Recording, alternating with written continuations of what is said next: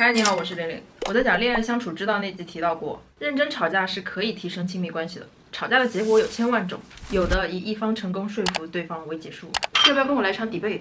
有的是以一方失去战斗意志为结束，不说了，你赢了。有的以一阵激情为结束。我们不要吵架。怎样科学的吵架？吵得高级，吵得美好，吵出世界和平呢？我总结了一下，吵架一般会有3个分歧点：吵架的原因、吵架的目的以及吵架的方式。第一个，吵架原因，我们到底为了什么而吵？多少人吵完架以后忘了自己是因为什么了？多少人吵着吵着变成了人身攻击和翻旧账？反正不管开头因为什么，最后都会变成你就是不爱人家了啦。我被我自己恶心到了。当对方正在暴走或者表达不清晰的时候，你只要做好一件事情，就是认真的倾听。不管对方的情绪、语言和身体动作让你有多么的不适，请你一定要忍住，佛系的听完，最好时不时的点头，表示你正在认真的听。这个过程不要打断，不要反驳，不要辩解，不然很有可能会变成这样。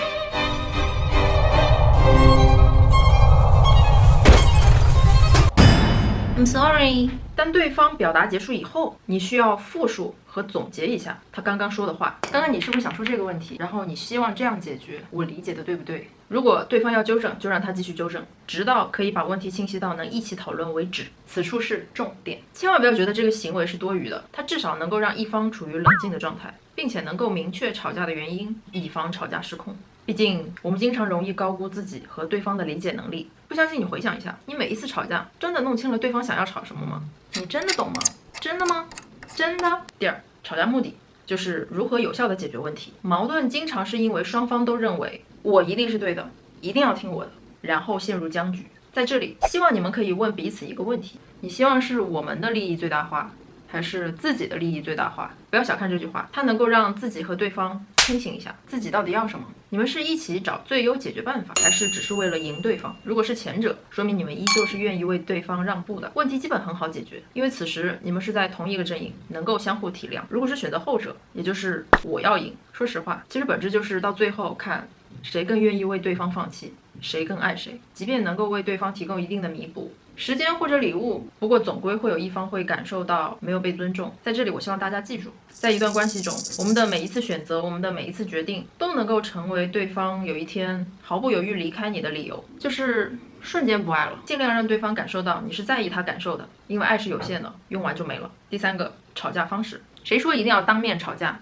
约架行吗？有些人就是容易暴走，有些人就是不善于语言表达。如果你知道自己就是控制不住，或者当面吵架你不占优势，不如和对方一起来个吵架时的3个约定。第一个，干脆放弃面对面的语言沟通方式，用长篇的短信或者是写信的方式来沟通。书写其实能帮你慢慢的整理情绪和问题，冷静下来。没人搭话你就吵不起来，你可以慢慢的码字，不用担心自己发挥不好。在写的时候呢，自己也在梳理这件事情的前因后果，你会开始注意你的措辞，也不用担心中途会不会被对方打断或者干扰。写完之后，其实你自己的情绪已经得到了一次很好的释放。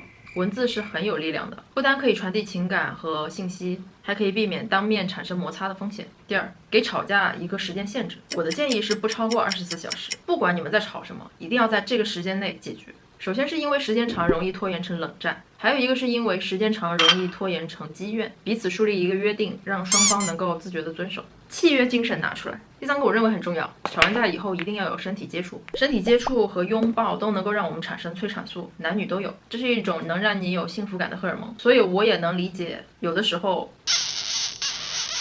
这种简单粗暴的方式确实能起一定的作用，但你也不能保证次次都好用，对吧？总结一下，学会认真倾听，明确吵架的原因非常重要，也要想清楚你们吵架是为了赢对方，还是为了双方共赢的去解决问题。书写也可以是一种很好的沟通方式。不管怎样，请大家记住，我们在争吵过程中的每一句伤人的措辞，每一个动作，每一次选择和决定，都能够成为将来这个人毫不犹豫离开你的理由。所以学会好好吵架，彼此会更好，不要给自己留遗憾。